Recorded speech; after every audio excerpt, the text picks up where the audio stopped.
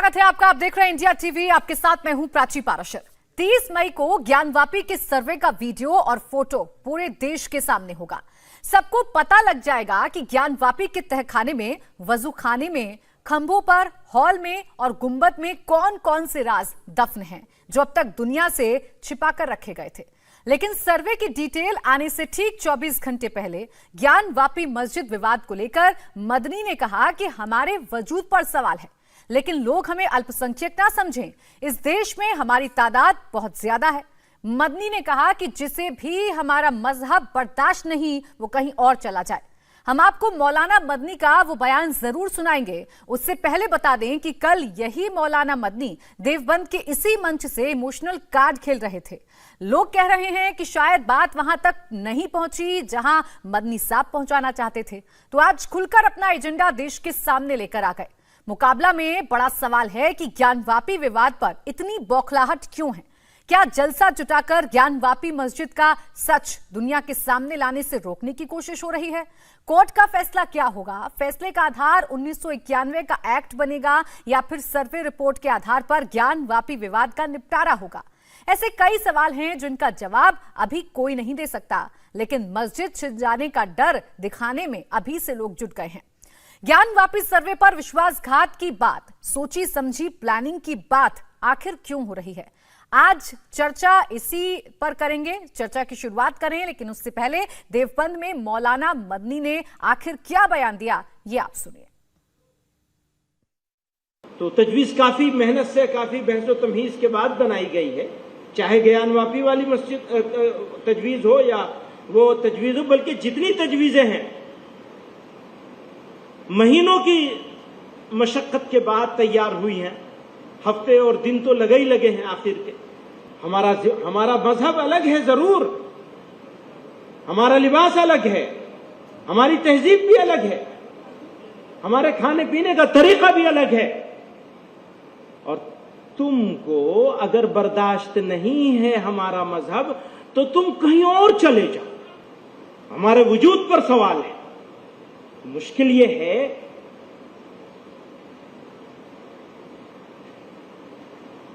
कि हमारे हजरत फरमाया करते थे हम सेकेंड लार्जेस्ट मेजोरिटी हैं, दूसरी बड़ी अक्सरियत है इस मुल्क में।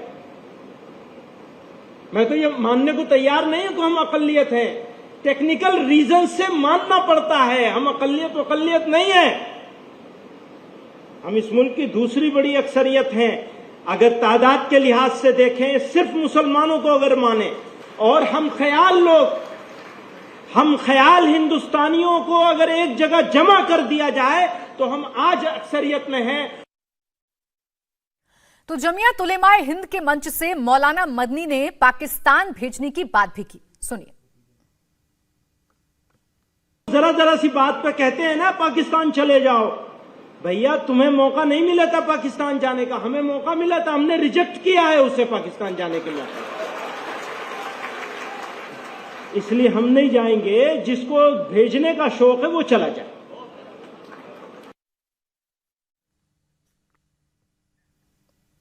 तो मौलाना मदनी यही नहीं रुके। उन्होंने कहा कि अगर मुसलमान तय कर ले कि शरीयत के हिसाब से ही चलना है, तो कोई कानून नहीं रोक सकता मुसलमान का रास्ता। तो तजवीज काफी मेहनत से, काफी बहस व तमहीज के बाद बनाई गई है। चाहे ज्ञानवापी वाली मस्जिद तजवीज हो या वो तजवीज हो, बल्कि जितनी तजवीजें हैं महीनों की मशक्कत के बाद तैयार हुई हैं। हफ्ते और दिन तो लगे ही लगे हैं आखिर के। तो इस तजवीज से मुताल्लिक, यूनिफॉर्म सिविल कोड की तजवीज से मुताल्लिक ये कहना चाहता हूं, कानून कोई बन जाए, अगर मुसलमान शरीयत पर चलने का अज़्म कर ले तो कोई कानून उसका रास्ता नहीं रोक सकता।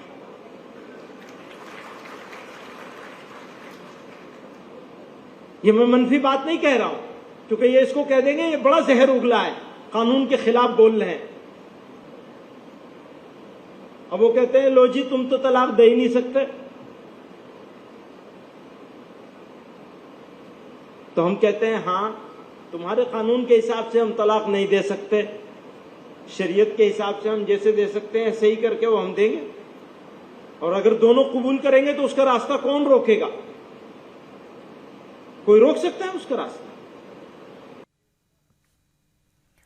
तो देखिए मदनी ने क्या कुछ बयान दिए ये तो हमने आपको सुनवा दिया। अब इसी पर करेंगे चर्चा। खास मेहमान हमारे साथ जुड़ गए हैं, जल्दी से आपका तारुफ करा देते हैं। राजीव जेटली, प्रवक्ता बीजेपी, विनोद बंसल, प्रवक्ता VHP, Asgar Khan, Islamic scholar, Haji Hasan Rizvi, Islamic scholar, कुछ देर में हमारे साथ जुड़ेंगे। बहुत बहुत स्वागत है आप सभी खास मेहमानों का हमारे साथ जुड़ने के लिए। सबसे पहले मैं शुरुआत करूंगी असगर साहब आपसे। ये किस तरीके का सम्मेलन हो रहा था और यहाँ पर ये किस तरीके के बयान दिए जा रहे थे? क्या मकसद रहा इस सम्मेलन का?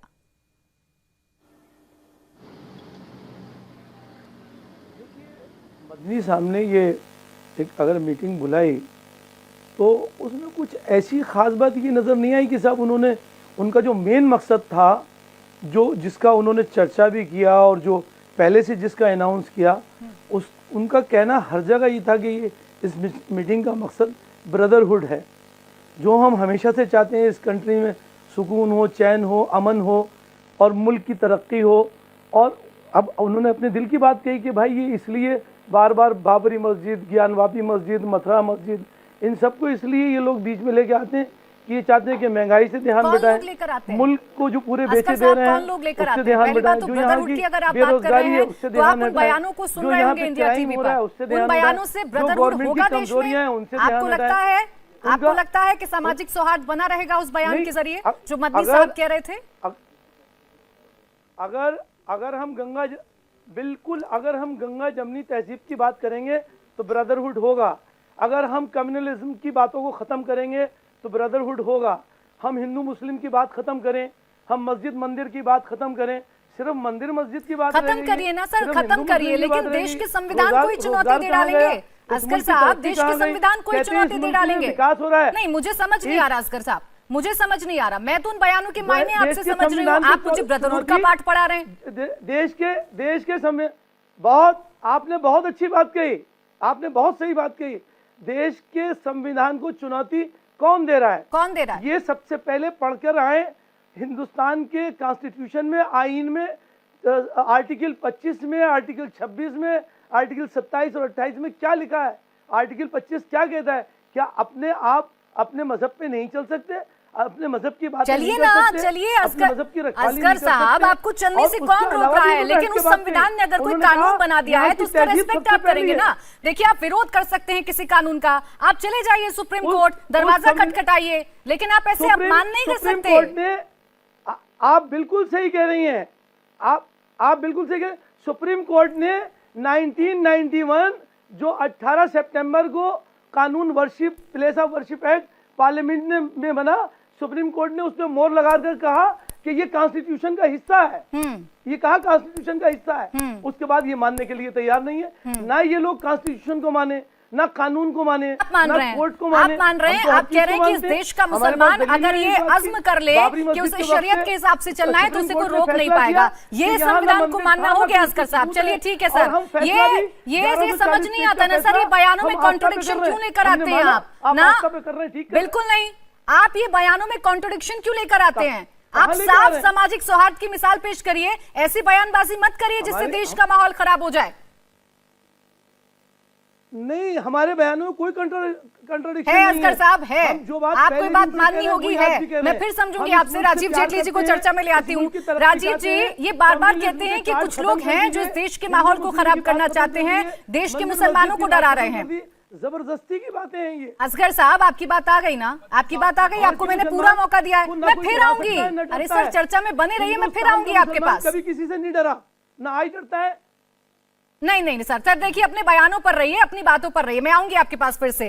राजीव जेटली जी, बार बार क्यों कहते हैं कि इस देश में हिंदू मुस्लिम का माहौल बनाने की कोशिश की जा रही है? कुछ लोगों का जिक्र करते हैं, खुलकर नाम तो नहीं ले रहे। आपको समझ में आ रहा है कुछ? नहीं, आप थोड़ा ध्यान दीजिए उनकी बात की तरफ। उन्होंने कहा क्या है? उन्होंने 2-3 बातें कही हैं। एक बात उन्होंने कही है कि भाई हम पाकिस्तान नहीं जाएंगे, जिन्हें जाना है वो पाकिस्तान चले जाएं।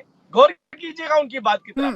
फिर दूसरी बात कही, हम ख्याल जिनके ख्याल हमसे मिलते हैं, अगर हम सब लोग एकजुट हो जाएं तो हम अपने मुकाम पर पहुंच सकते हैं। और तीसरी बात देखिए, उन्होंने सबसे महत्वपूर्ण जो कही वो कही कि शरिया के हिसाब से हमें कोई भी जीने के अधिकार से वंचित नहीं कर सकता है। 3 बातें कही, और पाकिस्तान जाने की बात जो कह रहे हैं वो किसी और को कह रहे हैं। मतलब ये पाकिस्तान यही बनाना चाहते हैं, शरिया कानून के हिसाब से यहाँ पर नियम निर्धारित होंगे, पाकिस्तान कोई और जाएगा, ये यहीं पर रहेंगे और यहाँ की जो व्यवस्था है उसको बदल देंगे या यहाँ की डेमोक्रेसी को बदल देंगे। उसका खामियाजा अंत में किसको भुगतना पड़ेगा? उन लोगों को जो लोग कहते हैं कि हमें सभी लोगों को समान अधिकार होने चाहिए, सभी लोगों के पास वो अधिकार होने चाहिए जो अधिकार एक बच्ची को, एक बहन को, एक माँ को मिलना चाहिए। हम तो ये मांग करते हैं और मुझे लगता है इंसानियत के नाते तो हर कोई व्यक्ति ये मांग करेगा। ट्रिपल तलाक में भी उन्होंने इस बात को बोल दिया कि ट्रिपल तलाक हमारा अधिकार है, अगर कानून हमें रोकता है तो शरिया हमें अलाउ करता है कि हम 3 तलाक दे सकते हैं। मतलब 3 तलाक को भी वो डिफेंड करते हुए नजर आ रहे हैं। तो कैसा माहौल इस देश के अंदर बनाने की प्रक्रिया और सोच चल रही है, उसके लिए मुझे लगता है हमें कहीं जाने की जरूरत नहीं है। केवल मदनी साहब के भाषण को 5 बार सुनिए, 5 बार उनकी खूबसूरत बातें, संविधान से जुड़ी हुई बातों को रखते हुए उन्होंने जो फिरकी घुमाई है ना, उसके पीछे के एजेंडे को समझने की कोशिश करिए। वो इस देश की डेमोक्रेसी, इस देश के धर्म, इस देश के कानून को बदलना चाहते हैं। और दूसरी बात जो अभी असगर खान साहब ने कही, मैं असगर खान साहब 25 की बात करते हैं, धारा आर्टिकल 44 की भी बात कर लीजिए। सुप्रीम कोर्ट ने कहा था कोल्ड स्टोरेज से बाहर कब निकालेंगे आप उसे? अरे आप तो कानून के जानकार है ना। यही बात मैं कहना चाह रहा हूँ।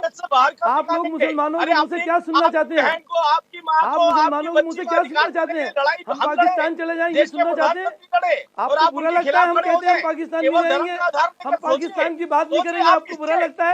आप लोग शर्म आनी चाहिए। आप हमारे इतने अच्छे मुल्क को पाकिस्तान से मिलाते हैं, अफगानिस्तान से मिलाते हैं, आप असगर साहब अगर कोई ये कह देता है कि पाकिस्तान चले जाइए तो आपको दिक्कत होती है, लेकिन अगर आप खुद ही ऐसा बयान दे दें, लेकिन असगर साहब अगर खुद ही आप ऐसा बयान दे दें तो आप में इसको बड़ी अच्छी बात नजर आती है। तो कह रहे हैं हम नहीं जाएंगे पाकिस्तान। मैं यही तो कह रही हूँ ना आपसे, अगर आपको कोई कह दे पाकिस्तान चले जाइए तो आपको बड़ी दिक्कत होती है, लेकिन जब आपके ही नेता बयान दे दें तो आपको इसमें भाईचारा, ब्रदरहुड नजर आने लगता है। खैर आगे बढ़ूंगी। हाजी हसन रिजवी भी हमारे साथ जुड़ गए हैं। हम इनको नेता मानते हैं। ठीक है, आ गई आपकी बात। आप नेता मान रहे हैं, मानिए। इस देश के संविधान का भी आप सम्मान करना सीखिए। ये देश संविधान से चलेगा, शरीयत से नहीं चलेगा। शरीयत से नहीं चलेगा असगर खान जी। हम ख्याल है ना, तो आप वही बात करेंगे जो उन्होंने कही है।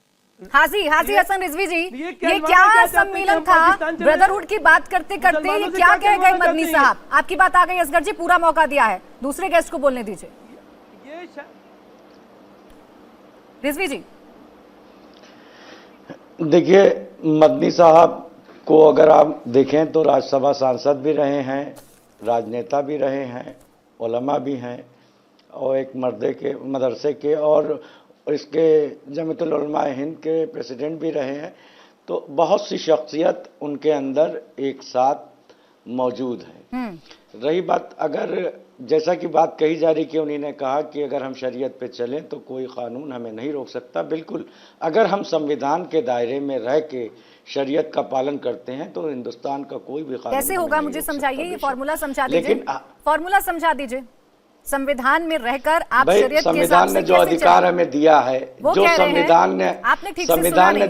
मैं आपको बताती हूँ रिजवी साहब, वो ये कह रहे हैं कि शरीयत के हिसाब से चलेंगे। अगर कोई मुसलमान ये ठान ले तो 3 तलाक का जिक्र कर रहे हैं, यानी सीधे सीधे तौर पर कानून को चुनौती दे रहे हैं 3 तलाक पर जो बनाए।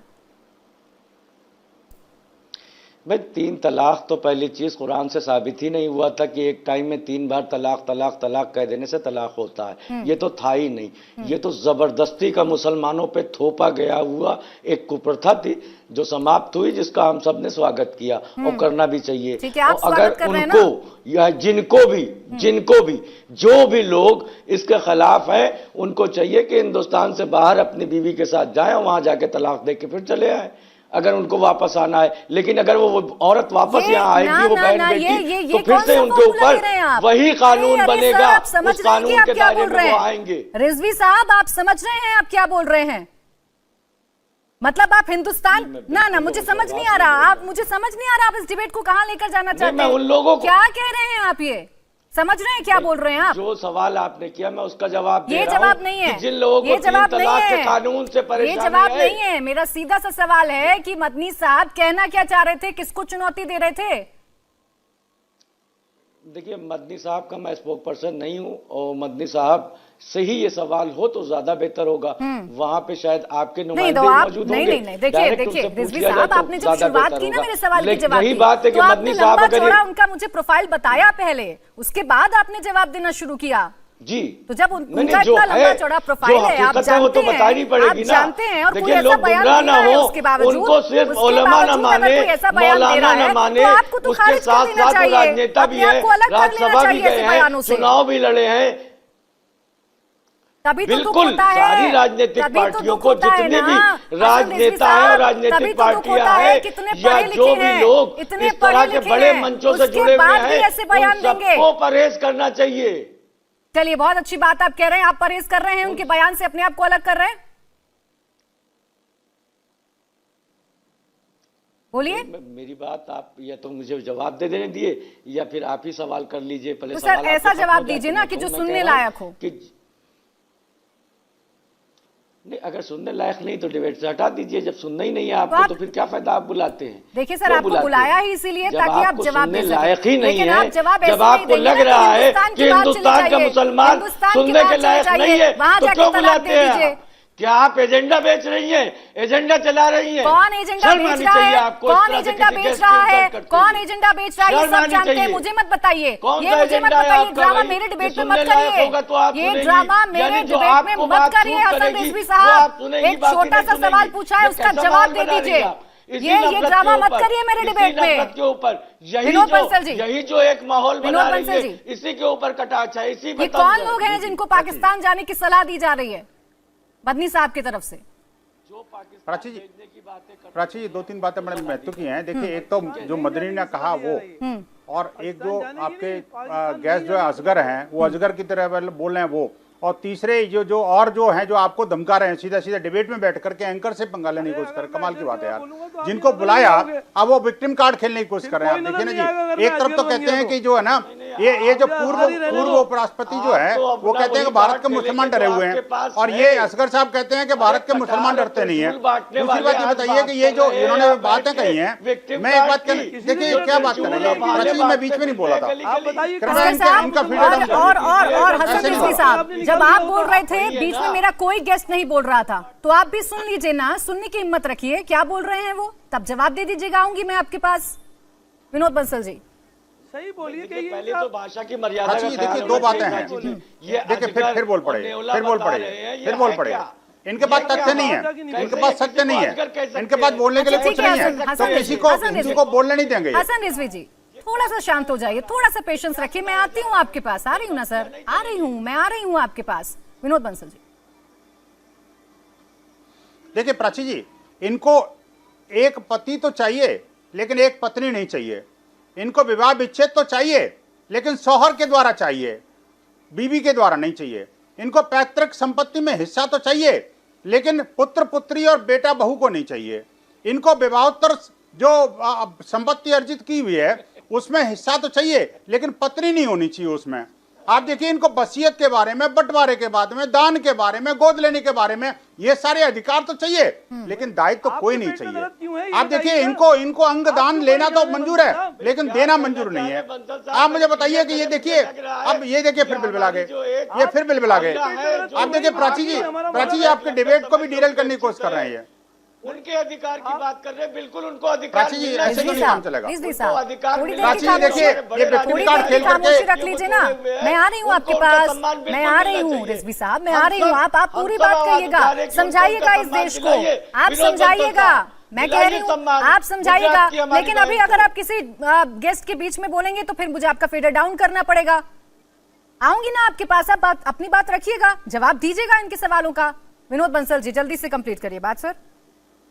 प्राची जी देखिए, 2 बातें इन्होंने कही कि एक तो हम जो है ना, ये चाहे कानून कहीं भी आ रहा है हमारे, लेकिन हम शरीयत को मानेंगे। दूसरी बात ये कि इन्होंने ये कहा कि हम तो दूसरी बड़ी अक्सरियत हैं।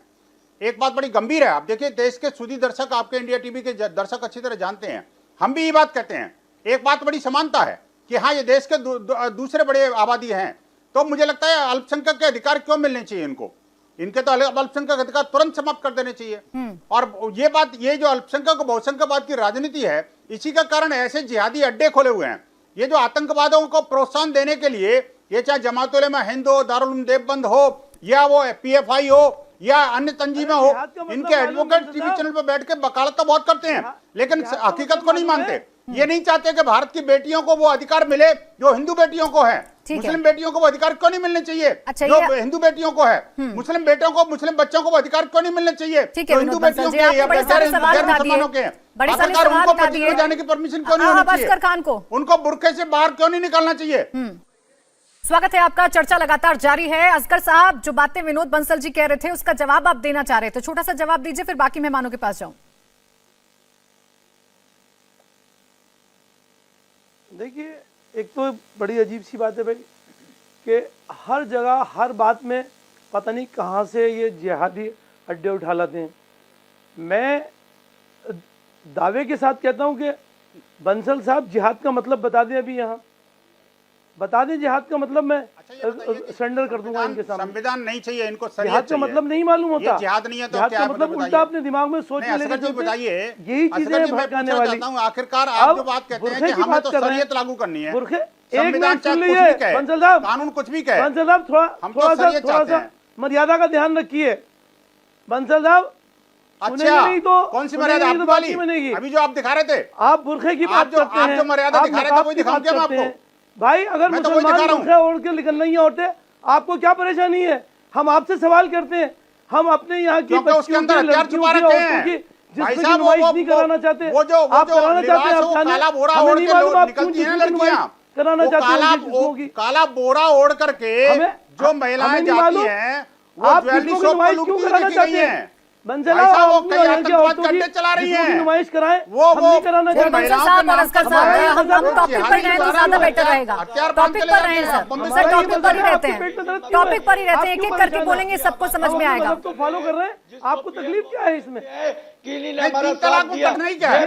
की बात करते हैं। प्राची जी इनसे पूछिए, तीन तलाक में कठिनाई क्या है? सॉरी, ये यूसीसी में कठिनाई क्या है? सब जानती हैं। समान नागरिक अब आप सब लोग एक साथ बोलेंगे तो चर्चा नहीं हो पाएगी। मैं राजीव जेटली जी के पास जाऊंगी फिर। ठीक है, आप एक साथ बोलेंगे तो मैं चर्चा नहीं कर पाऊंगी सर, मैं सवाल नहीं पूछ पाऊंगी। समान नागरिक है क्या? मैं सवाल नहीं पूछ पाऊंगी तब तक जब तक आप चुप नहीं होंगे, खामोश नहीं होंगे, एक एक करके अपनी बात नहीं कहेंगे। स्वागत है आपका। राजीव जेटली जी, आप ही के पास आऊंगी क्योंकि जिस तरीके की ये डिबेट चल रही है, जिस तरीके से एक दूसरे पर बयानबाजी की जा रही है, कुछ ऐसा ही आज हमने जलसे में भी देखा। कैसे माहौल बदलेगा देश का? अगर इसी तरीके से नफरती बयान अलग अलग मंच से आते रहे तो कैसे संभलेगा देश? देखिए, ये बौखलाहट अपने आप में बता रही है, जिस तरीके के मदनी के बयान आए हैं, कि ये सोच है, इस सोच को उजागर करना बहुत जरूरी था, ये बाहर निकलना भी जरूरी था, और हम ख्याल असगर खान साहब इसके ऊपर रिएक्ट करें ये भी बहुत जरूरी था। हाजी साहब इसके ऊपर बताएं कि इनका क्या पक्ष है, क्या पक्ष नहीं है, ये भी जरूरी था। ये सभी बातें जरूरी थी, ये होनी बहुत जरूरी है, क्योंकि ये देखिए सरकारों के द्वारा, जो हमसे पहले सरकारें रही हैं, उन्होंने इतनी रियायतें दी थी कि जितने जुल्म आप कर सकते हो मुस्लिम महिलाओं पे आप जुल्म करते जाइए, लेकिन हमें वोट डलवाते चले जाइए। ये रियायतें दी थी। मैं इसका एक बड़ा एग्जांपल देता हूं आपको कि बाबा साहब अंबेडकर जिस सबसे पहले इस खिलाफत में खड़े हुए थे कि ये जो आप यूनिफॉर्म सिविल कोड है ये क्यों नहीं लेकर के आना चाहते, तो नेहरू जी का जवाब था उन्हें कि अगर मैं यूनिफॉर्म सिविल कोड लाऊंगा तो इससे मुसलमान पुरुषों के मन में डर बैठ जाएगा। मतलब उनको महिलाओं की चिंता नहीं थी कि मुस्लिम महिलाओं के साथ क्या होने वाला है। और ये लड़ाई बाबा साहब की और जवाहरलाल नेहरू जी की बड़े लंबे वक्त तक चलती रही, और इस संविधान के अंदर ये अधिकार दिए गए थे। जब हिंदू कोड बिल आ रहा था तब ये बात रखी गई थी कि सबके पास समान अधिकार होने चाहिए, लेकिन ये इशू नहीं है। अच्छे कपड़े पहन के बैठते हैं, असगर साहब को अगर कोई देख लेना तो सोचेंगे बड़े बुद्धिजीवी, इंटेलिजेंट और बड़ी ब्रॉड सोच रखते होंगे, बड़े खुले विचारों के होंगे, लेकिन जब ये बात शुरू करते हैं अपनी तो बात शुरू करते हैं मदनी बन जाते हैं। तो ये विचारों से बाहर निकलना है। देखिए, अगर आप देखिए 2 दिन पहले तक आप एक वकील बन के बैठते थे, अब आपने अपने नीचे इस्लामिक स्कॉलर लिखवाना शुरू कर दिया है। मतलब वकालत छोड़ के देखिए अब इस्लाम की तरफ चल पड़े हैं ये। तो ये पढ़ाई लिखाई का फायदा क्या हुआ आपकी? जिस पढ़ाई लिखाई को आपने यूज करना था उससे भी आप अलग हट गए, अब आप इस्लामिक स्कॉलर बन गए। तो ये विचारधाराओं में परिवर्तन नहीं है, विचार तो एक ही चल रहे हैं, सबके एक जैसे चल रहे हैं। एक वकील बन के बैठ रहा है, एक डॉक्टर बन के बैठता है, एक इस्लामिक स्कॉलर बन के बैठता है, और हम कहते हैं अलग अलग सोच लाइए ना। आपकी बच्चियों की बात, आपके बच्चों की लड़ाई देश के प्रधानमंत्री लड़ रहे हैं, आप भी उनके साथ लड़िए। आप तो उनकी खिलाफत में चले जा रहे हैं। आप कैसा माहौल बनाना चाहते हैं? क्या वही कट्टरपंथी वाली सोच लेके आना चाहते हैं? आप घर में क्या ऐसा माहौल चाहते हैं क्या? प्रधानमंत्री सिर्फ असगर साहब घर में ऐसा माहौल चाहते हैं क्या? घर में तो आपके विचार खुले होंगे। बेगम भी लड़ेंगे आपसे, बेगम भी लड़ेंगे, आप चल पड़े हो। अब हमारे अधिकार क्यों छीन रहे हो जब देश के प्रधानमंत्री दे रहे हैं हमें? तो ये मैं आपसे केवल असगर साहब देखिए, आप बात को सुनिए, मैं आपको एक बात बोलना चाहता हूँ। हम भारत निर्माण कर रहे हैं। भारत निर्माण के अंदर सबको समान अधिकार होने चाहिए। बिल्कुल राजीव जी, देखिए सबका साथ सबका विकास की बात आप लोग करते हैं, लेकिन पैनल में बैठे लोग इस बात से इनकार कर रहे हैं। तो कानूनी रूप से भी होना चाहिए, सामाजिक रूप से भी ठीक है, होना देखिए मेरे पैनल में बैठे लोग इस बात से इनकार कर रहे हैं, उन्हीं के पास चल लेते हैं। हसन रिजवी साहब, अब आप बोलिए, आप काउंटर करना चाहते थे राजीव जी की बात का।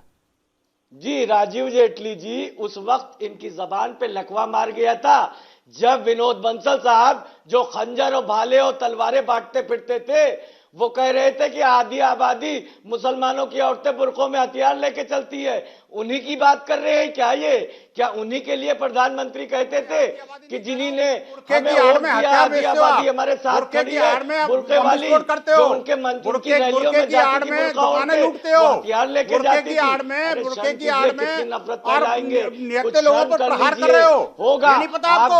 और बुरके की आड़ में महिलाओं के अधिकारों का कुठाराघात कर रहे हो, अपने धन फॉलो करने का, तो हमें भी अधिकार दिया बुरके की आड़ में महिलाओं के अधिकारों को छीन रहे हो, और ना आप हमें डरा सकते हैं, बच्चियों को पढ़ने से वंचित कर रहे हो। हाँ ठीक है, आप बताइए ना, बुरके की आड़ में कितने व्यभिचार करोगे आप? कैसी बात कर रहे हैं? बुरके की आड़ में हलाला कर रहे हो। यार लेके चलती हैं औरतें, वो कब तक चलेगा भाई? सोच समझ के बोलिए, अपनी खेलने वाला है। जिम्मेदार हिंदुस्तानी सर, आरोप प्रत्यारोप आप लोगों के खत्म नहीं होंगे और इसी तरीके से ऐसे ही बयान सामने आएंगे। राजीव जी जवाब मुझे छोटी सी बात समझाइए। क्या रिजवी साहब, बीजेपी पर रिजवी इस बात के लिए माफी मांगेंगे? रिजवी साहब सुनिए ना, भाजपा की वही राजनीति है, वही लाइन है, सुन लीजिए। अच्छा, मेरे सवाल का जवाब दे दीजिए, छोड़िए। मुझे बताइए कि आज जो कुछ हुआ, आज जो कुछ हुआ रिजवी साहब, जिस बयान पर हम चर्चा कर रहे हैं, बहुत बड़े दर्शक हैं, बहुत बड़े फॉलोवर हैं, वो सब जानना चाहते हैं कि विनोद बंसल जो कह रहे थे कि नकाब में मुस्लिम औरतें, ठीक है, आप इसी पर टिके रहिए सर। फिर नहीं, देखिए हसन रिजवी साहब, आपसे जो सवाल पूछा जाएगा उसका जवाब आप नहीं देंगे, लेकिन अगर कोई और पैनलिस्ट कुछ बोल दे आप उसको पकड़ के बैठ जाएंगे। ये क्या तरीका है सर? नहीं, मैं तो आपसे सिर्फ इतना समझ रही हूँ, मुसलमान औरतों के खिलाफ एजेंडा चल रहा है, उनको आतंकवादी साबित किया जा रहा है, उनके लिबास की वजह से वो नंगी न टहले, इसलिए उनको आतंकवादी साबित कर दिया जाएगा। हाजिर रिजवी साहब जो कह रहे हैं विनोद बंसल जी, उनकी स्वतंत्र राय है सर, ये उनकी स्वतंत्र राय है। इंडिया टीवी का इससे कोई लेना देना नहीं है, मैं साफ कर रही हूँ। सब अपने अपने विचार रख रहे हैं आप लोग सर। मैं पूरी तरीके से मैं बोल रही हूँ ना सर, इंडिया टीवी का कोई ताल्लुक नहीं है इनके बयान से। आप जवाब नहीं देंगे, आप जवाब नहीं देंगे सर। ठीक है, थोड़ा शांत हो जाइए, मैं आऊंगी आपके पास, मैं आऊंगी आपके पास। अब थोड़े से शांत हो जाइए। जी असगर साहब, क्या कह रहे हैं आप? कराची जी, एक बहुत बड़ा सवाल है। असल में इन लोगों के पास बंसल साहब हो या जेटली साहब हो, इनकी सरकार है, इनके पास कोई और कार्ड नहीं है सिवाय इसके कि हिंदू मुस्लिम की बात करें, आपकी सरकार मंदिर नहीं है? मस्जिद की बात करें, मुल्क की तरफ आपकी सरकार नहीं है ये? बेरोजगारी की बात नहीं करेंगे, आपकी सरकार क्या पाकिस्तान की बात है? नहीं करेंगे, सारा हिंदुस्तान बेच दिया। और कंपेयर करेंगे किससे? आगे गरीबी पे, बांग्लादेश, आगे गरीबी पे, अफगानिस्तान से। अरे 5 बीबी 25 बच्चे पैदा करने वाले लोग हमारे गरीबी की बात कर रहे हैं। बंसल जी, सारे जहां से मर्यादा का ध्यान रखेंगे, विनोद बंसल जी, मर्यादा का ध्यान रखेंगे। हम टीवी डिबेट पर हैं। पाकिस्तान से, अफगानिस्तान से शर्म आनी चाहिए। और बुरखों की बात करते हैं, बुरखों के हथियारों से डरते क्यों हो भाई? क्यों डर रहे हो? क्यों चाहते हो कि सारी हिंदुस्तान की औरतें? अच्छा ठीक है, असगर जी एक सवाल का जवाब दीजिए। आपको देश की चिंता हो रही थी सर, सुनिए ना, यूनिफॉर्म, सर सुनिए, अगर यूनिफॉर्म आपको देश की चिंता हो रही थी ना, चलिए देश के मुद्दों पर बात करते हैं। असगर खान जी, आपको देश की चिंता हो रही थी, आप महंगाई का जिक्र कर रहे हैं, बेरोजगारी का जिक्र कर रहे हैं, तो ये मुद्दे उठाते क्यों नहीं है आप? हाँ? वो जो जलसा हो रहा था, सम्मेलन हो रहा था, उसमें ये बात करते ना, उठाते तो है। आप क्यों ये कहने लगे कि 3 तलाक देकर रहेगा मुस्लिम अगर चाहेगा तो? मस्जिद का मुद्दा, मंदिर का मुद्दा, असद मदनी साहब ने ये क्यों कह दिया कि ब्रदरहुड पे हम मीटिंग करेंगे? ये क्यों कह दिया कि हिंदू मुस्लिम एकता होना चाहिए? ये क्यों कह दिया उन्होंने कि देश की तरक्की होना चाहिए? असद मदनी साहब ने ये क्यों कहा कि हम पाकिस्तान नहीं जाना चाहते। अगर अरे वो ये कह दे कि हाँ। हम क्या पाकिस्तान करोगे? चाहते हैं, तो देश हिंदुओं का बताओ। बात असगर करो, साहब, मुसलमान असगर की साहब, बात वो ये करो। कहते हैं, जाना वो ये चाहते हैं, कहते हैं, कोई वो ये बात कहते है। हैं कि देश का ये है, मुसलमान अगर और शरीयत हिंदू के हिसाब से मुस्लिम चलेगा बात कर रहे तो इस बात पर खामोश हो जाइए, है ना? इस बात पर बिल्कुल खामोश हो जाइए। करने पे इसका तो जवाब आप नहीं देंगे। मुझे बता दीजिए, देश संविधान से चलेगा या शरीयत से? छोटा सा सवाल, मैं आपको- सीधा जवाब दीजिएगा। सुनिए, शरीयत संविधान में ही आर्टिकल 25 पढ़ मुझे लीजिए। मत बताइए, मुझे इसलिए सीधा सा जवाब शरीयत और दीजिए, संविधान देश दोनों संविधान से चलेगा क्योंकि या आप- शरीयत क्योंकि से? शरीयत की नहीं। आजादी दी है। 25 पढ़िए आप। अरे सर, मुझे आप- सेक्शन मत समझाइए। आप मेरे जो 25 दर्शक पढ़िए, बैठे हैं ना, शरीयत और उनको संविधान सीधा दोनों से जवाब चलेगा। चाहिए सर। अगर मुझे शरीयत और बताइए, संविधान दोनों को मुझे साथ बताइए ले लें, सर, छोटा सा अगर सवाल आप पूछ रही हूँ ना, बात करें, आप इतनी बड़ी बड़ी बातें तो कर रहे हैं। इसमें सुधार हो छोटा सा जाएगा। सवाल मेरा, झूठ खत्म हो जाएगा, छोटा सा मक्कारी सवाल है, खत्म हो जाएगी, संविधान से दुश्मनी चलेगा, खत्म हो शरीयत से जाएगी। चलेगा देश? शरीयत क्या सिखाती है ये पहले इनसे बोलिए। नहीं देंगे आप जवाब, जिन आपके पास जवाब मदरसों नहीं को है। ये आतंकवादी मैं आगे बढ़ रही हूँ सर। कहते हैं, मैं आतंकवादी देखिए सर, आप ऐसी बातें करेंगे तो फिर एडमिशन फिर कराइए मेरे सवाल का आप। जवाब तो नहीं आ रहा है। क्या मैं आगे बढ़ रही हूँ। राजीव जेटली जी आप पर बड़े गंभीर आरोप लगा रहे हैं, दोनों ही इस्लामिक स्कॉलर। नहीं, मैंने इनको ऐसा क्या बुरी बात बोल दी जो मुझ पर इल्जाम लगा दिया इन्होंने? मैं रुखसाना की लड़ाई लड़ रहा हूँ, मैं रहमाना की लड़ाई लड़ रहा हूँ, और मैं रुखसाना और रहमाना की लड़ाई लड़ूंगा तो इनको क्यों बुरा लगेगा भाई? और कानूनी लड़ाई लड़ रहा हूँ, उनको अधिकार दिलवा रहा हूँ, देश के प्रधानमंत्री उनके साथ खड़े हैं, तो अब भी इनको बुरा लग रहा है। और मेरे को ये हम पर इल्जाम लगा रहे हैं, ये इल्जाम तो आपके ऊपर लगता है असगर साहब, ये इल्जाम तो आपके ऊपर लगता है। मैंने तो पहले भी आपसे कहा कि मदनी से आपके विचार अलग होने चाहिए। जब मेरे और विनोद बंसल जी के विचार अलग हो सकते हैं तो आप लोगों के विचार अलग क्यों नहीं हो सकते? आप लोग एक जैसी बात क्यों करते हैं सभी? एक बार शुरुआत तो आप अलग तरीके से करते हैं, विभिन्न वेशभूषा में आते हैं, उसके बाद देखो धीरे धीरे एक ही लाइन पकड़ लेते हैं, और वही बात शरीयत पे आ जाती है। जब आपसे बहुत क्लियरली इस बात को पूछा गया कि देश कानून से चलेगा कि शरीयत से चलेगा, तो आपको बोलना चाहिए था, आप तो कानून के जानकार हैं, आपको बोलना चाहिए था कानून से चलेगा।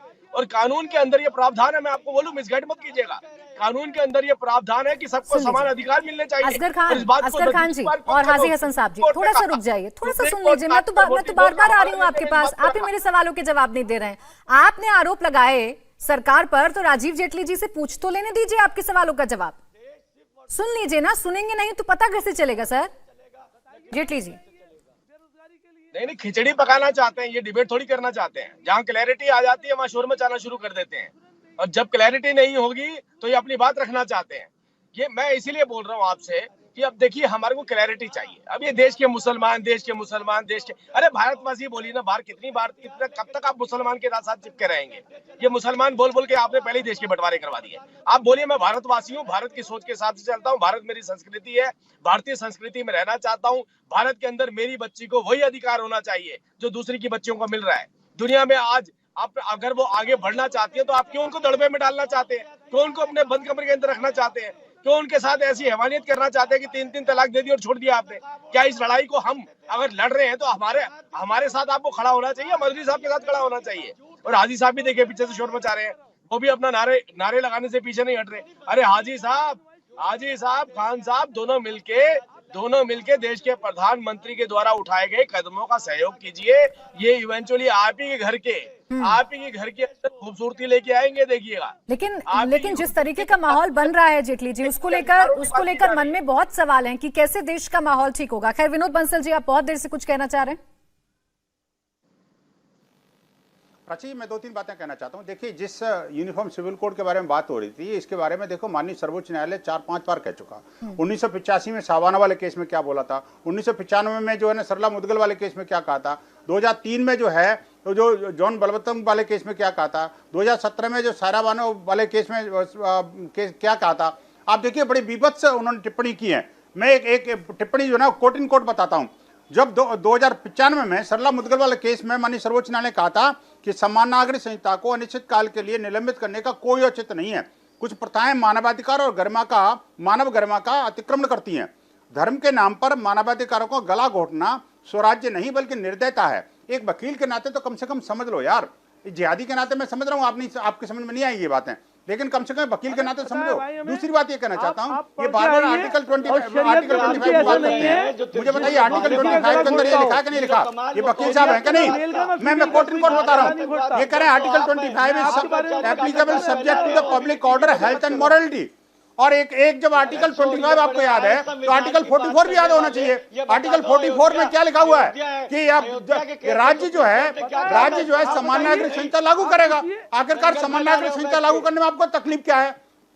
चौथी और अंतिम बात मैं पूछना चाहता हूँ, चौथी और अंतिम बात प्राची मैं पूछना चाहता हूँ, इनसे पूछिए दो बात कि इनके शरीयत पढ़ा या संविधान, भारत पढ़ा या मुसलमान, ठीक है विनोद मुझे बताइए शरीयत पढ़ा या संविधान? सवाल है, इन सवालों के जवाब देते हैं। ठीक है, आपके सवालों के जवाब देते हैं असगर खान जी और हाजिर रिजवी जी। सुनिए मेरी बात सर, मैं एक एक करके आपके पास आऊंगी और मेरी आप दोनों से दरख्वास्त है कि एक एक करके बड़े सिंपल वर्ड्स में अपना जवाब दीजिएगा। असगर साहब सबसे पहले आप जवाब दीजिए, आपसे कुछ सवाल पूछे गए थे, मेरा भी सवाल था, संविधान से चलेगा देश या शरीयत से? लोग हैं इस मुल्क में 95% से ज्यादा लोग सब बहुत अच्छे हैं। इस्लाम पढ़ा या भारत, बताओ ना जरा, ये भी बता दो जरा। शरीयत पढ़ी या संविधान, इस्लाम पढ़ा या भारत? बेवकूफी वाली बातें मत करो। बोलो प्राची जी, हमें ऑब्जेक्शन है। कुछ बुद्धिमत्ता वाली बात कर दो। आप तो स्कॉलर हैं, आप तो स्कॉलर विनोद बंसल जी बोलिए ना। आपने सवाल पूछे हैं, मुझे जवाब लेने दीजिए। विनोद बंसल जी आपने सवाल पूछे हैं, मुझे जवाब लेने दीजिए। ठीक है असगर खान जी, आप तो जवाब नहीं देंगे, आप बता दीजिए। बंसल जी, हसन रिजवी साहब आप मुझे बता दीजिए, देश संविधान से चलेगा या शरीयत से? सर देखिए, मैं चाहती हूँ मैं अगर सीधा सवाल पूछ रही हूँ तो आप भी मुझे सीधा जवाब दीजिएगा। बिल्कुल सीधा जवाब दूंगा, दो टूक जो बहनों को भी सुनाई दे जाए, जिनको संविधान और देश के दुश्मन है उनको भी सुनाई दे जाए, ऐसा जवाब दूंगा। जी दीजिए। जो देश का माहौल खराब करना चाहते हैं उनके सीनों पे मोहर लगाना चाहता हूं। देश सिर्फ और सिर्फ संविधान से चलेगा, न किसी की आस्था से चलेगा, न किसी शरीयत से चलेगा। बहुत ये हिंदुस्तान है, तो पूछ रही ये थी भारत है, ये संविधान से चलेगा। खान साहब से यही पूछ रही थी मैं हसन रिजवी साहब, बोल दो, यही सीख रही, यही समझना चाह रही थी आपसे। ठीक है असगर खान साहब, अब आप भी इस बात का जवाब दे दीजिए। जो लोग इस्लाम को भारत के मुकाबले पे ला रहे हैं, वो अपने मुंह पे कालिक पोत के कहीं डूब मरे नाले में, गटर में। बोलो ना भारत बड़ा है इस्लाम, बोलो ना इस्लाम बड़ा है भारत, बोलो बोलिए। ये बताइए पाकिस्तान की बात कर रहे हो कि भाजपा तुम्हारा एजेंडा बड़ा है नफरत का कि हिंदुस्तान के 130 करोड़ लोगों का विश्वास बढ़ा है। बताइए पहले, एक एक करके बोलिए ना सर, एक एक करके बोलिए। विनोद बंसल जी संविधान को लेकर मैंने सवाल पूछा, जवाब दे दिया उन्होंने, थोड़ा सा आप भी धैर्य रखिए। हाँ ठीक है हसन रिजवी साहब आपकी बात आ गई, आपकी बात आ गई। असगर साहब बहुत देर से कुछ बोलना चाह रहे हैं सर, सुन लीजिए ना, थोड़ा सा सुन लीजिए असगर जी। प्राची, आर्टिकल 44 पढ़ाई, अभी शरीयत और संविधान की बात करी, इस्लाम और मुल्क की बात करी। मैं पहले एक जवाब चाहता हूं बंसल साहब से, इनकी एक दाहिनी आंख है एक बाईं आंख है, कौन सी ज्यादा इंपॉर्टेंट है ये बता दें, फिर मैं इनके सवाल का जवाब दे दूंगा। बताइए तुलना कर रहे हैं सर, बैकग्राउंड क्या है तुलना करने का? अरे हमारी दो आंखें हैं, ये बैकग्राउंड बताइए ना, आंखें हैं हमारी, बैकग्राउंड बताइए ना, क्या हमारी दो आंखें। और हमने इसी तरीके से हिंदू मुसलमान को भी कहा था कि एक दुल्हन की दो आप आए हैं डिबेट में, सिर्फ बोलने थोड़ी ना आए हैं सर, किसी की सुनेंगे भी तो ना। आप सिर्फ बर्बादी की तरफ आपकी सोच है। अरे असगर खान साहब किसी की सुनेंगे भी तो। हसन रिजवी साहब ने सीधे तौर पर मुझसे कहा कि ये देश कॉन्स्टिट्यूशन से चलेगा, ये मुल्क संविधान से चलेगा। आपको कहने में आपत्ति क्या हो रही है, आप मुझे बता दीजिए। मैं तो सीधे तरफ पे कह रहा हूँ, आपकी दो आंखें, एक दाईं एक बाईं। अरे सर आप ऐसे ही तुलना करते रहेंगे, गोल गोल मत घुमाइए ना ना असगर खान साहब, गोल गोल मत घुमाइए सर। यहाँ देखिए सब समझ रहे हैं आप क्या कहना चाह रहे हैं। हाँ गोल गोल नहीं है, ये गोल गोल घुमा रहे हैं आप। अच्छा तो फिर आप गोल गोल घुमा रहे हैं। अरे आप गोल गोल घुमा रहे हैं सर, मुल्क तो संविधान से ही चलेगा ना। पूछता हूँ आपसे, राजीव जेटली जी नहीं बेचे आपने, स्कूल बेचे नहीं बेचे, इंश्योरेंस। अरे आ गई आपकी बात, जेटली जी मौका दीजिए आप, तो बोलिए, एक बार चुप करेंगे तो मैं अपनी बात रख पाऊंगा। असगर खान साहब चुप हो जाइए, तब आप चुप होंगे तभी कोई बात रख पाएगा। बताइए जेटली जी। हाँ मैं केवल इतनी बात कह रहा हूँ आपसे कि आप थोड़ा समझने की कोशिश कीजिए कि असगर साहब कह रहे हैं कि हमारी दो आंखें हैं। मैं मानता हूं दो आंखें हैं, इनके एक आंख में मोतियाबिंद हो गया है, दूसरे से देख पा रहे हैं। ये संविधान वाली आंख में मोतियाबिंद आ जाता है इनके जब इस्लाम सामने आ जाता है। हम तो एक ही बात पूछते हैं ना आपसे कि अब जब एक आंख आपने देखना ही धुंधला कर दे, वो धुंधली हो जाए, तो आपका नजरिया तो बदल जाता है। तो आप दोनों आंखों को खोलिए, और मुझे लगता है दोनों आंखों को एक ही आंख बनाना पड़ेगा। ये देश मेरा भारत, मेरे भारत के अंदर भारतवासियों की बेहतरी के लिए जो भी कानून बने, जिस तरीके के भी अमेंडमेंट हो, वो भारत की बेहतरी के लिए होने चाहिए। किसी धर्म की बेहतरी के लिए बात नहीं हो रही है, या व्यक्ति विशेष की बेहतरी की बात हो रही है, इंसानियत की बात हो रही है। और इंसानियत के साथ अगर देश के प्रधानमंत्री नरेंद्र मोदी जी खड़े हैं, तो आप उनकी खिलाफत में क्यों खड़े हो जाते हैं? ये बात का जवाब आपको दे रहे हैं। और ये अपना मोतियाबिंद हटाइए, दूसरी आंख भी खोलिए, और दोनों आंखों से देखेंगे तो आपको एक खूबसूरत नजारा मिलेगा, आपको एक बढ़ता हुआ भारत मिलेगा, एक समृद्ध भारत मिलेगा। वो भारत जिसके अंदर लगभग बिलियन डॉलर्स के लिए लेकर के लोग आ रहे हैं, दुनिया के देश आ रहे हैं, इन्वेस्टमेंट राजीव कर रहे जेटली हैं। जी, मेरे पास समय खत्म हो रहा है। असगर साहब, मेरे पास समय खत्म हो रहा है। असगर साहब, फिर मैं वही सवाल आपके पास लेकर आ रही हूँ। एक हिंदुस्तानी होने के नाते आप मुझे बताइए, ये मुल्क संविधान से चलेगा या शरीयत से? सीधा जवाब दीजिएगा, घुमाइएगा मत सर। दोनों से चलेगा। दोनों से? कैसे दोनों सर? से चलेगा, घुमाने की कैसे? कोई बात नहीं है। कैसे चलेगा असगर खान दोनों से साहब? चलेगा। कैसे चलेगा? बिल्कुल दोनों चलेगा। सर कैसी बातें कर रहे हैं आप? 25 पढ़ लीजिए, आर्टिकल 20। अरे सर, आप आर्टिकल लेके बैठे हैं। मैं एडवोकेट हूँ, मैं आपसे ये इसलिए वकील कह रहा हैं, हूँ। तभी तो वकीलों का आपसे दुश्मन पूछ है। रही हूँ असगर खान सुनिए, साहब, आपकी आप जिम्मेदारी सुनिए, तो और ज्यादा हो जाती है। संविधान सुनिए, बड़ा, ये धर्म बड़ा आप इस देश में आर्टिकल सर। 25 पढ़िए और उसके बाद कहिए हम तो कह रहे हैं आपसे। सर, इस देश में सबको आजादी है अपने अपने धर्म को फॉलो करने की, लेकिन संविधान से ऊपर कुछ नहीं है सर। दोनों की हिफाजत कुछ करूंगा। नहीं है असगर खान मैं साहब। दोनों की हिफाजत औकात करूंगा। दिखा दी इन्होंने। ठीक है मैं सर, मेरे नहीं पास चाहूंगा वक्त, एक देखिए मौका आप दिखा सीधा दीजिए। जवाब तो मुझे नहीं देंगे, मेरे पास वक्त खत्म हो गया है। वक्त खत्म हो गया है। बहुत शुक्रिया आप सभी खास मेहमानों का हमारे साथ चर्चा में जुड़ने के लिए। इंडिया टीवी हर वक्त हर जगह डाउनलोड करने के लिए सर्च करें India TV news Google play store या ऐप स्टोर पर।